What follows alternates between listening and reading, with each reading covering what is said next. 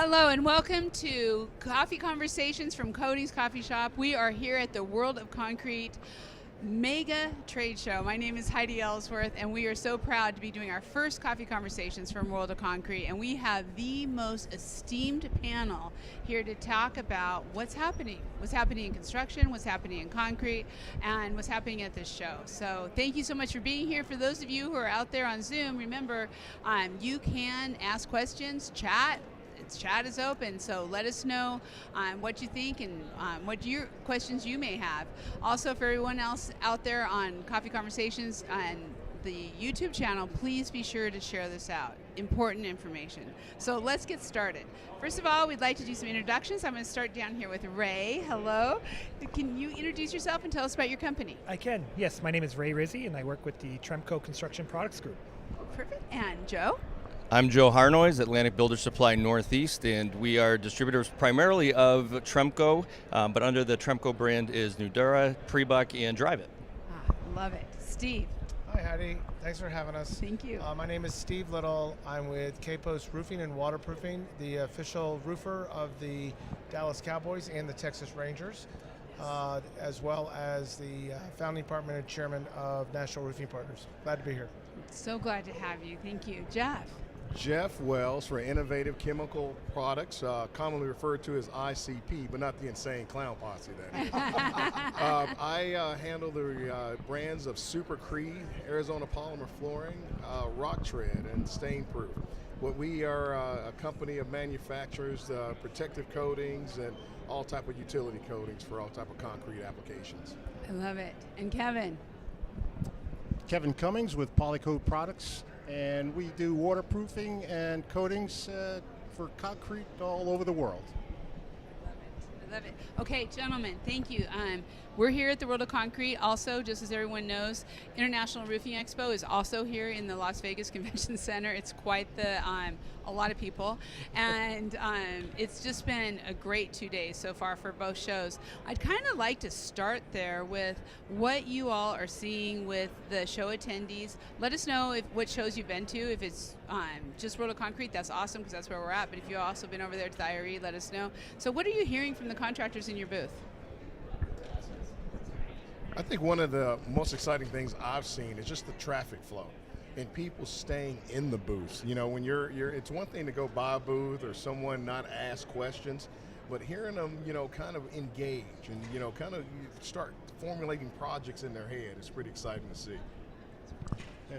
We're showing at both the World of Concrete here and over at the IRE, and from what we've seen, we've had a much better traffic flow here at the World of Concrete than over at the IRE.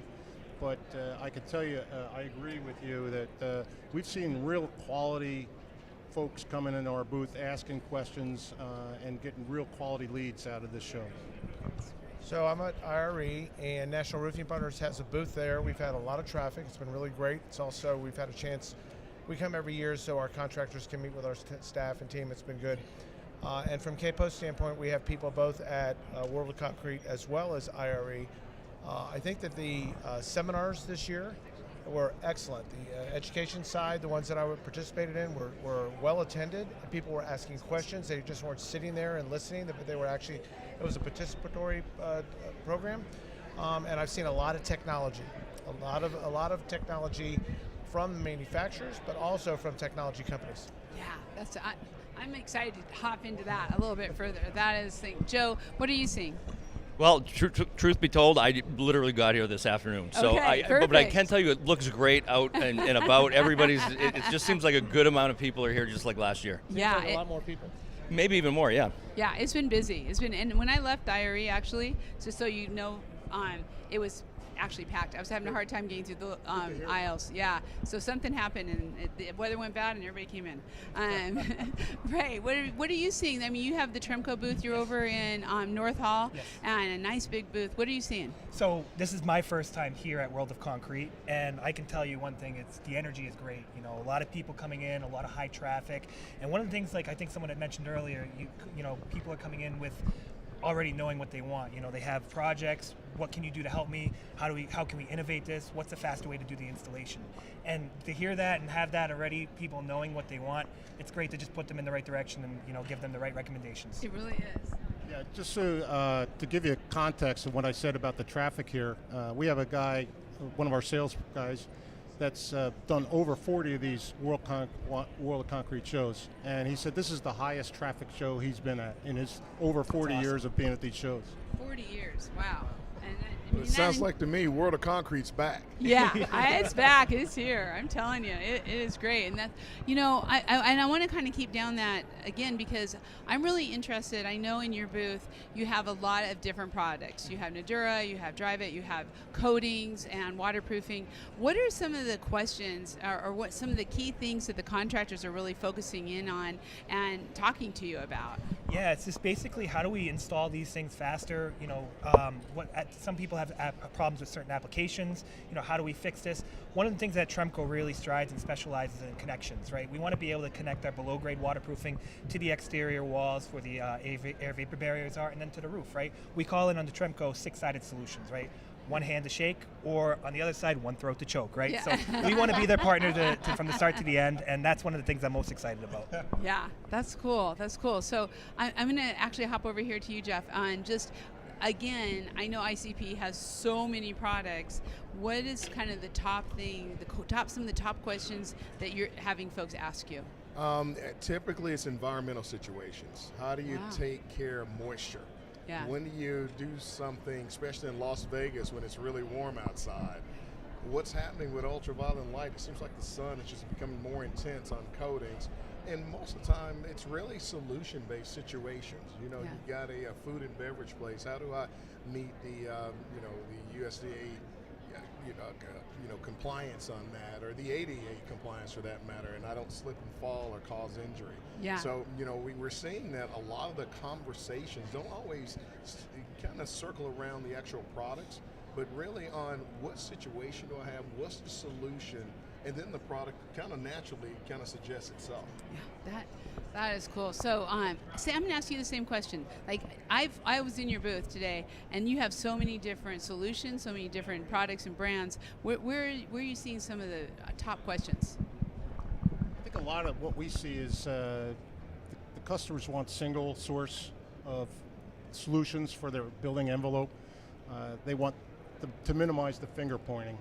So they want to go to, we got some competitors here that we have here, is we all try to have the right products for the right solution on these buildings so that finger pointing does stop and that we're supplying the right solution for the right application. So that's a lot of what we get as the questions. And somebody said, was it you talking about, connecting your products from one phase to the next and how they link together. I think that's critical in what we do is when we're talking to clients about product offerings.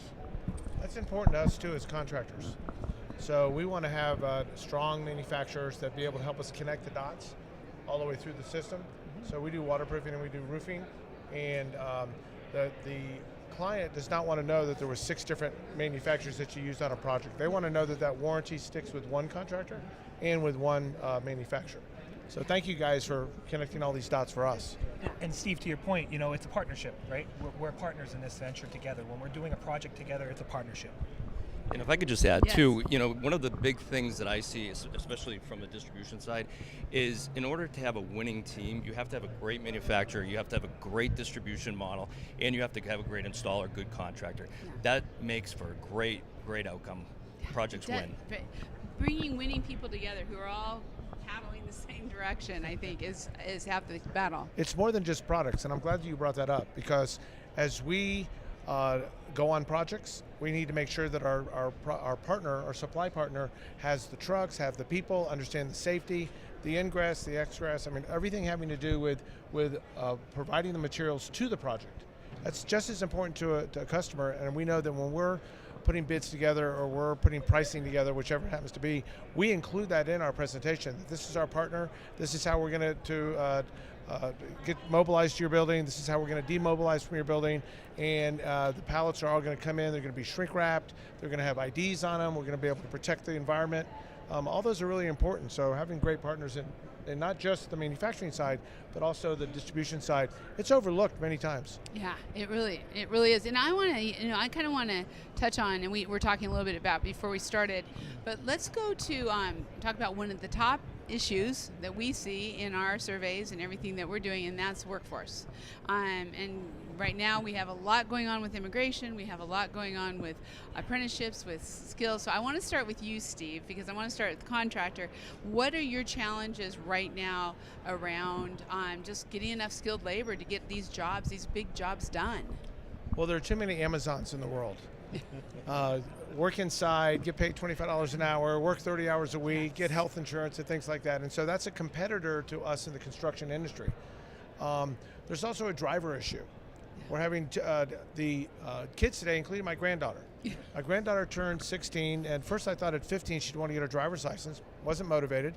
Then at 16, I thought she'd really want it for transportation. Nope, her mom was taking her different places. She had her schedule, it was perfectly fine. It wasn't until she was 18 until she got her driver's license. And if you think about that, how many 16-year-olds to 18-year-olds that are out there, that's a 3-year gap of people joining the driving side of our business. So right. it's a lack of supply. Yeah. So I think those are a few of the issues that are there. We do have some immigration issues that are out there, and our country is trying to figure it out, and it depends on what political party's in place or whatever now. But I think in the construction industry, we do a very poor job of recruiting. There's a number of folks that are out there, electricians and plumbers and HVAC. They put an apprenticeship program together. They put certification together. Our governments have put licensing together. That was important for that. But for some of the most important parts of a building, not allowing water to enter the building, to manage the parking structures that we have in place, and those type of things, there's no barrier. There's no apprenticeship, and there's no recruiting. Right. I've always said to our association, if we could run a Super Bowl ad for building envelope and make it sexy, it would really help our businesses. Yeah. Well, do you agree with me on the driver's side? 100%, for sure. We've been fortunate as a company. We're okay, but as an industry as a whole, it's definitely suffered. Just to go towards the apprenticeship side of things, as the president of the New Hampshire Home Builders, when I was serving my 3-year term, it's only supposed to be one, I was part of setting up an apprenticeship program at Manchester Community College, and that's been in play. New Hampshire Technical Institute, the Greater Lawrence Technical School. So we got to go back to really where it all starts, and that's when these kids, or before they self-direct themselves to getting into a 4-year degree. Yeah, and I think something that's equally important is that not just getting them, but retaining them. Yes. And creating the incentives needed so that you don't have a one and done or 2 weeks and in, that you really make them part of your organization. And I think that one of the things that we've been successful at doing, especially at the plant level, is really getting them involved in kind of a two-way prong here, is getting them involved in safety, giving them the opportunity to own part of the safety culture. And when they seem to take on responsibility of that, because how do you fight, no matter how much money you make, that we'd rather see you, the way you came, we want to see you leave that way. Exactly. And hopefully in much better spirits. You talk about apprenticeships, and that's one of the things, one of our distributors in Southern California is going into the trade schools. Nobody teaches waterproofing in the trade schools. So that's one of the things we're trying to bring into the trade schools is a waterproofing option is, for these apprenticeships. And so one of my distributors came up with that idea, and we're supporting that and helping. Hopefully we can spread that further than just Southern California. Yeah, so Tremco definitely recognizes it as a labor shortage, right? So we really do pride ourselves in creating innovative products that, one, reduce the need for a heavy workforce and just faster installation and applications. The other part of that question is we've heavily invested in what's called our Tremco University. So in each of our manufacturing plants, we have events where we bring in all our contractors and distributors, and we train our distributors on how our products work, how they are installed, and then we actually bring in our installers as well, and then we teach them how to install panels, how to do waterproofing, how to do deck coatings, because that's kind of the things that we really have a shortfall on is skilled labor, right? So we really understand that, and we've heavily invested in those areas and fields. So that's excellent, and I'm glad you said university, because we have K-Post University internally. One of the things we had to realize is that it's not about the money. They can get the money anywhere, and it's about culture, right? So you have to create a good culture where people want to work, they feel like they're part of a team. We have a football team mentality, so we have offense, defense, and special teams. So we all wear the same logo, but we have to teach life skills, because the age group of the people that are coming in, they're so focused on their iPads or their phones and things like that, they haven't interacted with humans as much as they used to do. I don't know about you guys, but when I grew up, we had to go outside and play until it got dark. When it got dark, we knew the dinner was ready. When we got home, we took showers, we did homework, we did the whole 9 yards, and that family unit is not there. So as employers, we now become parents, and we have to recognize the emotional intelligence of our candidates that are out there and of our workforce, and then we have to manage accordingly. It's no longer just making the best product or delivering the best time or having the best uniform, but we have to create this parental family culture. We have to have some kind of team participation. The safety idea is great. Let's get them home like we got them, that they came to work. It sounds too like, and correct me if I'm wrong, but the culture can lead to efficiency. Oh, yeah. And efficiency allows you to get more work done with maybe the same, if not less staff. So helping to solve the workforce, if you can do more with less people. Right. And one of the ways is by new products, New Dar's pre-cut program that we were talking about earlier, and then also creating a culture, and I love that word, by the way. Culture is such an important thing. I mean, it's purpose. Why do you show up to work? It's because of the culture. Yeah. Who are you? What's your purpose in life, right? At work and not at work. But I think that efficiency is a big deal. I totally agree. The other part of that is accountability. I mean, that's 100%. something that is very hard to teach. It's almost, if you don't have it when you come in with it, it's hard to instill it. And one of the things, I love this team concept that you're talking about. This is really great, because in any organization, if you have no place to take one step up, then you kind of feel like you've plateaued, and you do that as soon as you enter into that workforce, into that market. So one of the things that we try to do, and I'm going to try to incorporate more team spirit around it, is we kind of elevate them up to, they have pockets of leadership, so that way they're responsible for some of the individuals of their colleagues and their peer group. And it's so funny, the other day I was in one of the plants and I went into an area where I didn't have my safety gear and my PPE, and somebody who was packing a box said, no, sir, you're going to need, didn't know who I was, you're going to need boots from here, and you need your PPE. So, when you see that result, come to find out, there was 5 people that they were responsible for making sure that they do the same thing well. So it gave those other 5 an opportunity to have something to reach out for. That's awesome. Having a career ladder, letting them know where they can go and how they can participate, what they have to do to get to that level, and then the give back program that you have to have. This society wants to help others. And so we have, every month we have some kind of program that we're giving back, whether, there's a couple of Climb for Success that is climbing 72 stories at one of the buildings in Dallas.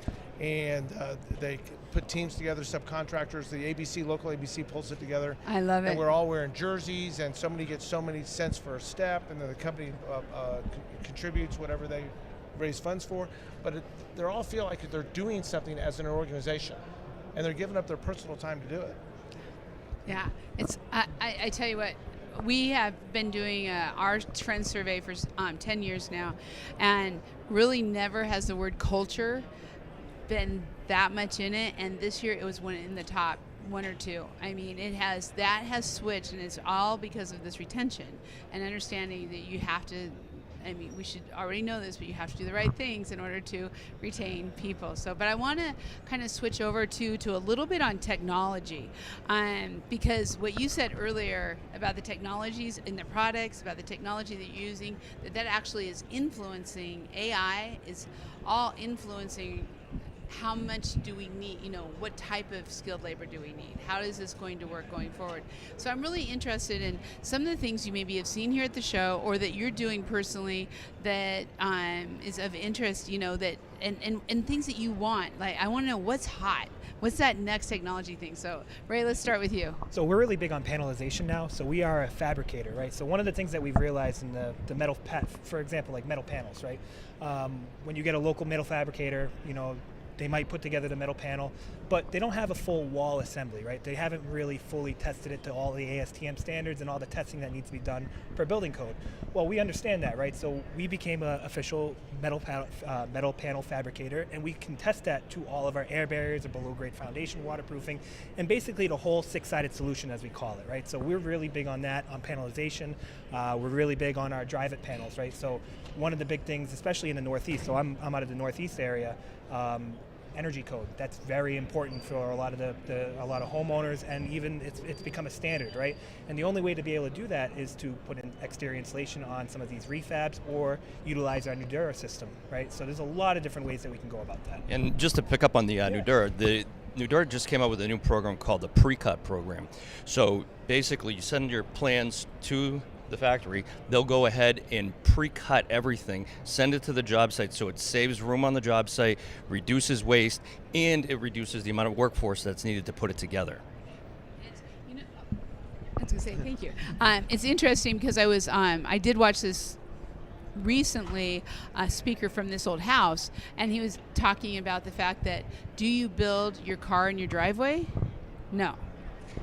It's built in the factory, and it's with everything that it needs. So why aren't we doing more of that in construction, building more prefab, and then bringing it to the job site? I mean, there's a lot of benefits to that, right? You can reduce your labor workforce on the job site. You can get a lot of your job done in the panel plant, right? Ship it to the job site, complete it much faster. Your timeline for construction is much faster.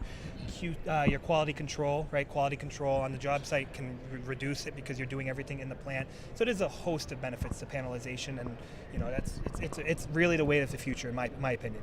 Modular started in Europe. It's here now. In Dallas, Texas, they've built hospitals. They're building Terminal F at DFW Airport now, all modular, making it off-site, plug and play when it comes in.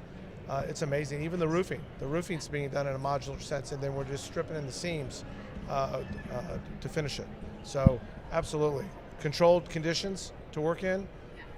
We've seen some of the folks use robotics as they were building modular in the factories, and then they're carting them off in semis and assembling. Yeah, I'm out from the East Coast, and they're in the city of Philadelphia. They were doing a lot of high-rise modular, if you can believe that. The biggest issue there was the logistics of getting the modular units into the city. I mean, they literally have to shut down roads to bring these modular units in, so the police, have to be, there's a cost associated with that modular system, but I can tell you that it was fantastic to watch those type of modular units go up. You talk about putting a building together fast. I mean, it was literally like Legos going up. It's impressive. They're using helicopters as well as semis to do them now. Absolutely. And I think it's important, too, that even with new construction as well as reconstruction, that we're building with resiliency, because we've got all these natural disasters, events, windstorms, floods, etc. And if we build it once and build it correctly, then we don't burden the workforce in the future, right? And we are here at World of Concrete, so I'd be remiss if I didn't say that building with concrete is probably one of the best ways to build, at least for the exterior walls, below grade and above grade. Absolutely. Yeah. I want to kind of touch back to Steve from a contractor viewpoint, and I know we've been talking about this a lot, you and I personally, on AI and what effect that is going to have on all of our businesses, but right now there is a lot of interest within the contracting community on systems and processes, and it's not just your ChatGPT anymore. It's like looking at a lot of different things. Well, what I thought was interesting at the show is the manufacturers or suppliers that were working together on programs. So I was with the Edge earlier today, and they're using EagleView, they're using Company Cam, and they're tying those together, and then they're using AIs from each of their groups to make it work. And I thought that was a great collaboration to make that happen. We spoke to one supplier in technology that does a service software, and they're working on a voice to text for both bilingual and English for field reports and things like that. They pulled out their phone, they went to ChatGPT, it said, pull up a field report from X company, I need it to be X, Y, and Z, and it was 20 seconds, and it was built in there, and I was looking at it. Wow. It was amazing to see that happen, but the collaboration among each other, realizing that we're all in this together, we've got to figure this out, it's much bigger than all of us, was really impressive. And thinking about it in ways, it's going to change how we think about things and how things come together. And so, Joe, I'm really interested what you're seeing in distribution, because distribution, you're getting the demands from the contracting world of, hey, we want to be able to do this, we want to do that. What are you seeing? Well, we don't have Waymos up north yet. They're coming, right? I was in. From Atlanta. I was in Phoenix actually, looking at a Nudura pre-cut project on a public safety building about a month ago, and it was amazing to me to watch these self-driving vehicles running around the city. I don't know the answer to that. We've got to go with the flow with what we have right now, and we've got a good A, B, and C as a backup, right? So I think it's important if you don't necessarily, we know where we've been, we know where we are, we don't necessarily know where we're going, but if you can at least be prepared and recognize and understand the history, I think it can give you some clear future on the vision of what's going to happen in the future, and you got to be ready, and how you react to it is going to make all the difference. I'm waiting for self-driving trucks to come out so they can take things from my shop directly to our projects, because our crews at the projects are the ones unloading them to begin with. So I think there's a huge opportunity for that in the future that will reduce our automotive costs and insurance and things like that, and our need for as many drivers in our locations to deliver product. Where I'd like to see AI come to our industry is the amount of testing we have to do for our products and the different associations we have to deal with on the testing side. I'd like AI to coordinate that all, so that the amount of money we all spend on testing our products I'm hoping AI can simplify that for us. It's just, we have a few manufacturers there, as you know, that the amount of money we spend on testing a year is outlandish. It's incredible. One of the things I'm excited about is the realness and training and getting education to the masses.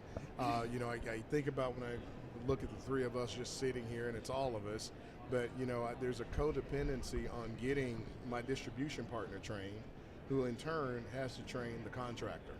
So if we're all bridging off the same AI learning platform, we get that message to the installer who's actually doing the work much faster. They become better. In return, they become more efficient. We save money, costs go down, and then the end user or the owner gets a better outcome for the project. Amen. Make it happen. Yeah. Can you say that one more time? That I cannot.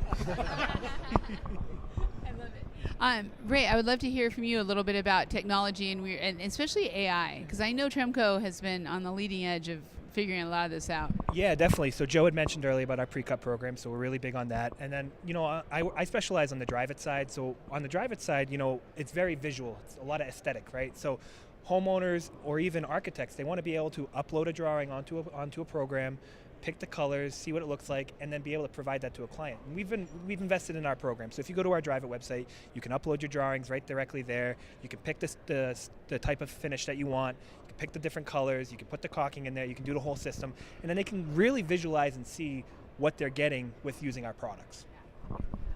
I love that. Okay, so I'm kind of interested, and I'm not sure if everybody's, obviously, I don't think you guys have walked the World of Concrete yet. Have you, Steve, have you been? No, okay. I know, and Joe, I know you just got here, but maybe from you gentlemen and just overall what we're thinking. I have to tell you, we had a gentleman on the show earlier, and he came in and he does 3D concrete printing. Yeah, and he's doing fountains and benches and columns and all of this really cool stuff. I know last year when I was here, I saw robotics on the show floor.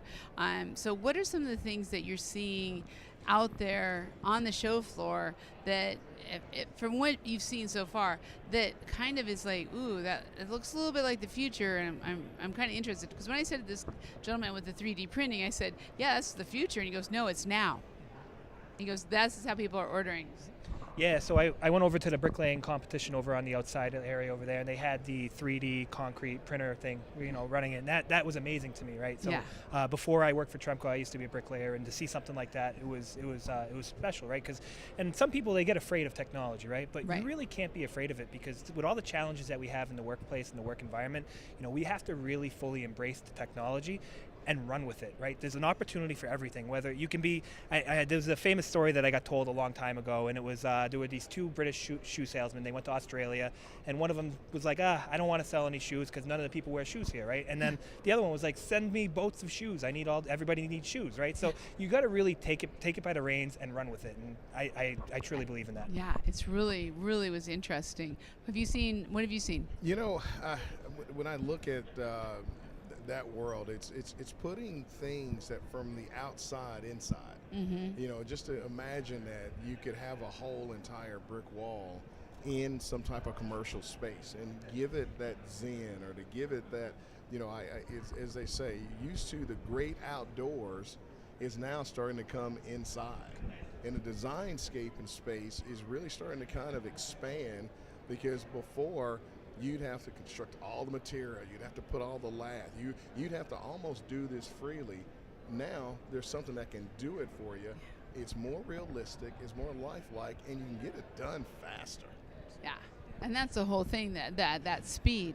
What have you been seeing out there? And not just here, but overall in your market? Yeah, for our market, blue and green roofs is really what is dominating our waterproofing requirements. So that's one of the things that we've been working on, is technologies to improve the longevity of these blue and green roofs, because as you know, it's pretty expensive if you have a failure on those type of roofs. So that's where we're spending a lot of our R&D time, is having the waterproofing systems for these blue and green roof areas. Everybody's looking to try to retain water on their buildings so that we don't have these slugs of water going into the environment. So that's where we're spending a lot of our time. Yeah, that's really interesting. And to your point earlier about safety, I was in the Central Hall and went by the Guardian fall booth and fall protection, and wow, they have some new stuff. They have some great anchors for the roof, for safety, vests, the full harness, a lot of things. So this is the place to find some of that, what's happening out there and what's new that you need. I want to kind of shift more into each of your markets and kind of your fields and what you have. I'd really like to kind of start with what you see as, and I know we've talked about some of these things, and that's okay. If we repeat, it's all right. Because I'd like to kind of talk about what you see as some of the biggest challenges going into 2026, and what you're really seeing out there that is going to challenge both the contractors and the manufacturers this year. Evan, do you want to start us? Some of the quick challenges I see, go back to testing. You probably all got this, wind uplift change now. The 2x2 panel's not good enough anymore, so now that's some more testing we have to do. So you can imagine all of the testings that we're going to have to do now to test to that new requirement, and the time and effort to make that happen.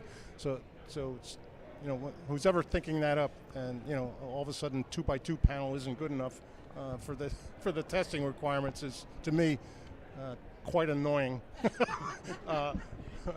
So that's one issue that I would see, again, getting back to some sort of coordination on testing, so that we all as a group agree what testing is important and important for the contractor and building owner to know what really is useful as far as testing requirements for the systems that we're employing on these buildings. So that's where one thing I would like to see is really move forward on. No, I totally agree with that, and certainly in line, because adjacent to that is, how do you create safer, more environmentally friendly products, but yet not sacrifice quality? Correct. And that has been our struggle from a manufacturing standpoint. Everybody, always kind of says, this is not the same as it used to be. Well, this is what is available now, and that's what's changing. And we want to be safer. We want to utilize products that, put, the end user in safe space. But at the end of the day, we don't want products that are harder for our contractors to use. We don't want products that take away from the quality of work that really embodies what the ultimate outcome is. I always say, for what I have, no one comes to ICP to buy a bucket of anything, nor a bag. But what they do come for is to see the outcome that Steve's going to create with it.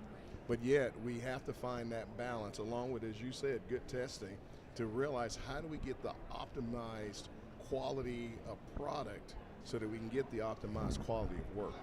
And before we move on, I just want to kind of dive into that just a little bit, because I think we're trying to make it more environmentally correct, which we need to, but there's also weird material supply chain issues, like one ingredient of the whole thing you can't find, right? And that's a challenge, not just for you, but for the contractors who are constantly trying to go, okay, well, we can't get that now, and it's spec'd, and what do we do? What do you see kind of tariffs are playing a role in that too? I was wondering if you were going to get to the T word. I just didn't know if it was going to be okay or not. But since you mentioned it. Yeah, there's not much I'm scared of, there Jeff. You go. There you go. Like Okay. And that's where we kind of see the diciness in the market, is being able to consistently have something. You can't spend your life as a manufacturer reformulating all your products. At some point, you have to find a rest area, and you're going to have to absorb a little bit of that cost. You're going to have to maintain the quality assurance that you need. Yeah. I think one of the things that if you have good communication, like for example, I've got to go over here and say, hey, you know what? It's going to be a small price increase for a little while. Then I got to be honest enough that when we're not in face of that, we bring it back down. Right. And that way, when he passes on as a contractor, if we all work together, no one will look out of court. But what happens is you'll have the few folks kind of on the end that will always be price driven, but also too, the quality of work will be shown over time. Yeah. So I don't think anybody on this panel does anything where they try to be the cheapest. No. I think we are all trying to be the best, but we're certainly, challenged by the inconsistency of tariffs. To your Yeah. point, it's a partnership, right? It's a partnership all three ways, from the manufacturer to the contractor to the distributor. All of us are all in the same game. We're all going to play and figure out a solution out together. Yeah. So true. What do you see as some of the biggest challenges going into 2026? So I think we have a aging workforce, Mm-hmm. people that are really subject matter experts that grew up in this industry are aging out, and AI and computers and just step and repeat are stepping in. And to be able to solve those real solutions that are out there, we're starting to lose some real credible resources. Factory Mutual was announced that there are 1.3 million roofing systems Whoa. that are in the Whoa. market, and it doubles every 7 years. Doubles. And so there's so much product, so many opportunities out there, and along that same information that was distributed, the Mark Graham, who's our Vice President in charge of technical for the National Roofing Contractors Association, said that by general contractors poll, that they are getting the worst plans that they've ever received for roofing today. So we have double the product. The specifiers aren't as quality as they were before in their drawings. They don't teach roofing in college. It's something that they learn from the manufacturer reps and from the contractors and things like that. And so I think, and an aging workforce, and it's all coming to a crescendo here that we're all going to be dealing with the next 5 years. Yeah. So I think that's, there's 4 or 5 other items that are on here, but I think that's really one of them that really comes to mind. You've been, and I want to make sure we get this in, Steve. You've been very active in trying to not just see the problem, but find a solution. I'd love for you to talk a little bit about what you're doing with ABC. So workforce development, we all are dealing with the problem. And our building industry is not sexy, at least from a building envelope standpoint. So the NRCA and the Roofing Alliance, which is the foundation for roofing, have been working with Clemson University, and they came up with a 12-hour minor in roofing. Yeah. At the same time, we've raised the funds to put a center of roofing at Clemson University. Wow. On the other side of it, we've partnered with Skills USA to start working on the high schools and the CTE and that whole program to start working from that area, because we've lost out for years. I mean, I'm talking since the beginning. Yeah. What a great job electricians, plumbers, HVAC, those folks have done in the marketplace with the schools.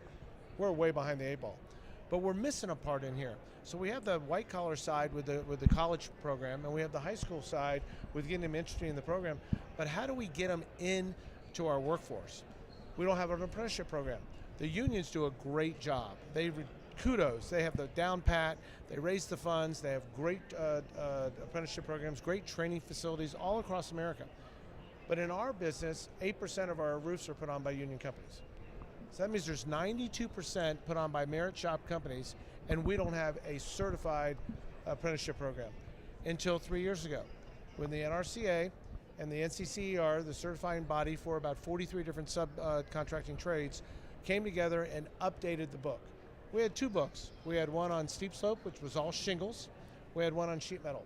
We had nothing on low slope roofs. We had nothing on foam roofs. We had no real vegetated roofs you guys were talking about, coatings, those type of. So the technical committees got together and they created this curriculum, and we launched the books, and that's what we did. The books got launched.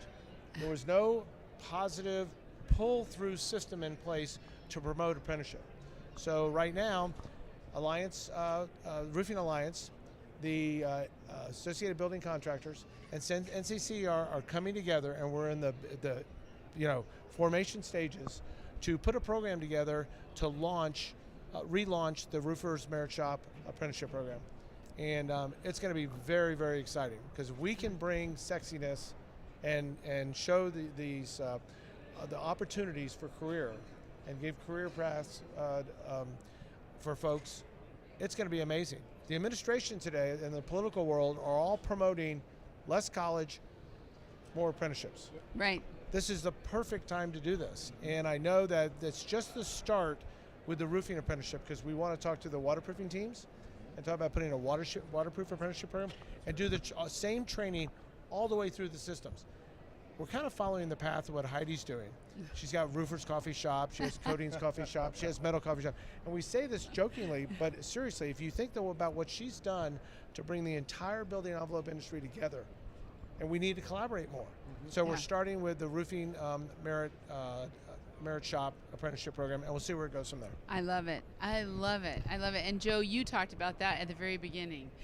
So maybe note that, then I also want to know what you see as your biggest challenges for the year. Well, I had already in my head what I was going to mention, but since you brought up the aging workforce, in the Northeast, in the concrete industry, the average age is 63 years old with no succession plan, right? Unbelievable. So we can do our best to come out with the best products and all this jazz, but we're going to lose a great amount of our workforce due to just aging out, right? So all this work, it's all workforce and workforce. I was going to take a bit of a more broad brush approach and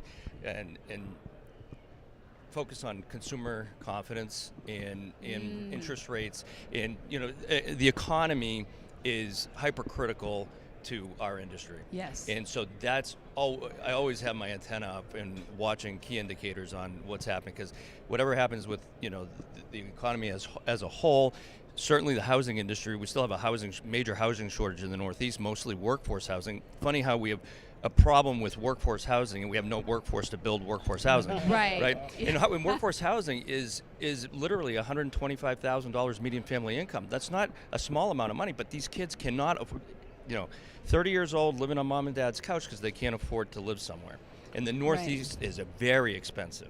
I mean, it's like going back to college. You got to get 6 of your buddies together to afford a house, and you're all paying $800 a month. That's what we did, and it was $100 a month. Yeah, yeah. So I think the economy is more kind of on my radar. Supply chain stuff for us is great. I mean, the tariffs, the T word, they're involved. But let's not forget. I mean, the C word, COVID, that came out 5 years ago. After that, it seemed like people just became numb to things, right? You sort of do become numb to stuff, and so we're an importer from Canada for folks to the north, and but we're absorbing them, passing them through, and making it work. And I think that's the biggest thing. Let's make it work. Right. Make it. I love that. Ray. Yeah, so some of the challenges that I see in the Northeast, right, is, as Joe mentioned, the workforce, right, and how do we get this installed faster? So our work cycle, our work season is very limited in the Northeast, right? We have winter from, November to basically March, where construction kind of starts to slow down a little bit, right? Unless you're doing the modular construction. Right. So, by recognizing that, we've come up with products that are faster curing, lighter. We have a new brick product on our drive-it side where it's 15 times lighter than a traditional brick. We have our below grade waterproofing that can be applied on green concrete within 24 hours, right? So we're just trying to come up with innovative products to make our contractors' lives easier and to also maintain the quality of the installation. Yeah. I'll agree with you there. We have the same thing. Our 2-component coating systems, fast cure systems, are what is really driving our business because it's going to extend the life, the time that the installers can install their window opens up on the days that they can install. So we're working pretty hard on our fast cure technologies for the waterproofing market.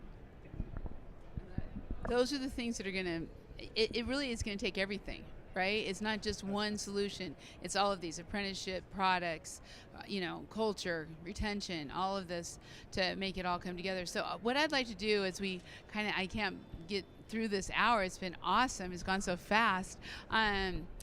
So I want to, Ray, I'd like to start with you and then we'll work through everyone about what advice you have for the contractors. And I'm going to kind of set this up in a little bit of, we have a somewhat soft economy, right? I mean, we're expecting 1% to 2% growth.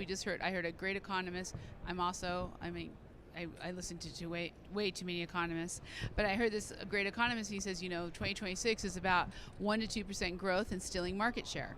That's what the year looks like, right? And along with a lot of the other things with workforce, everything else that's going on, what are some of your suggestions? What would be some of your advice to contractors on, really prepping and being ready and what they should be looking at and doing in 2026? Yeah, definitely. So education is key, right?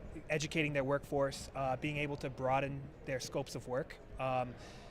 General contractors, at least from my understanding and from what I've come across, they want one contractor to be the prime, right? They don't want to have 15 different subs and then having to deal with connections and, hey, who owns this detail, who owns that detail. They want to deal with one contractor to be able to handle the full scope of the building.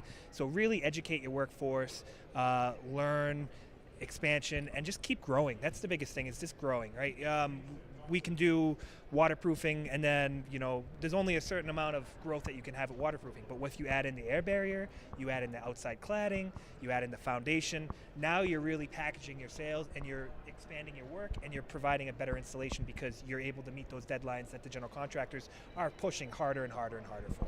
And I love what you just said there, because I have a lot of conversations with a lot of companies out there, and they're like, well, we just got to back off. We can't spend money on this growth, or we can't spend money on our branding or marketing or whatever it is.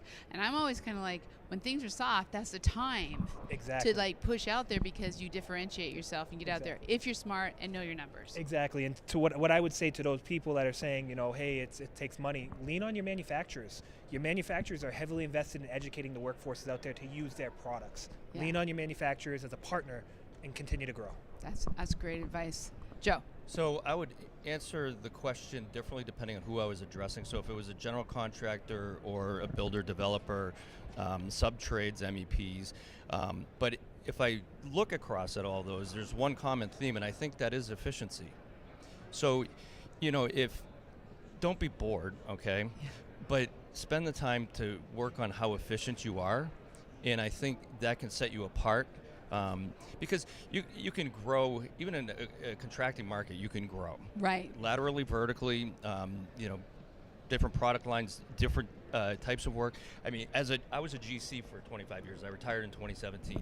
I built over 50 custom homes. What I loved about Nudura is that I could take away 2 subcontractors off my plate. From workers' comp, the exposure, empty coffee cup at the end of the day, but I could control my schedule. So that's an efficiency piece, right? So instead of my concrete contractor telling me I'll Right. be there on Tuesday. What Tuesday? Not this Tuesday, not next Tuesday, not the following Tuesday. You know, I can't tell you the cost, and I have some legitimate, real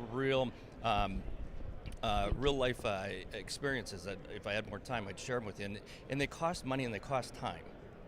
So I think efficiency, no matter who we're talking to, whether it's directly into the concrete industry, the roofing industry, even in high-rise, commercial, whatever, efficiencies I think are a key to Everything. success. Well, Joe, we're going to have you back on a podcast so you can tell us some of those GC stories. I love that I stuff. was hoping you'd say that. I know. Steve.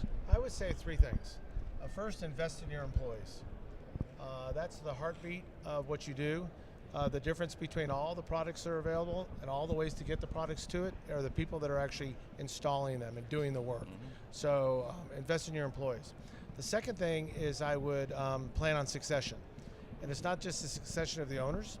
It's a succession of various managers you might have. It may be a succession of, if you have, we have 500 employees, 490 something employees. And so we have a backup person for every employee that's in the organization. And we had our leaders pick the backups, and then now we're cross-training those folks. So when somebody's on vacation or whatever, somebody can fill in. But invest in your people and invest in a succession plan. Last, AI is here. Yeah. You know, and I turned 69 in November, and I'm way behind the game on the AI side. So take those folks that are 18 to 35 that are in your business, and form a committee and have them come together and look at every aspect of your business and let them tell you where AI can participate instead of a supplier coming in and telling what they can do for you. Yeah. These are the folks that do your business each and every day. They know your culture, they know how you do things, they know your client base, they know what's going to work and what's not going to work. One of the folks this trip said, "Hey, you need to replace your receptionist." No, I don't. She's a director of first impressions. That's the person I want to set the tone. Yeah. And she also understands who our important clients are, and they understand who the vendors are. AI can't tell me that right now. It will, but it can't tell me that now. So those are the three things It's a that I would do. hybrid. Wow. I love it. I love it. Jeff. I think don't let mediocrity be your high bar, and it's it's kind of that place when things are being driven down to be cheaper and we're trying to get there faster. We tend to sacrifice quality, but quality will always be a differentiator. I think it's not just in quality of our body of work, but it's the quality of our people, the quality of our training, the quality, I know as Kevin said earlier, the quality of the leads, spending time with people who really want to buy things versus trying to sell people things.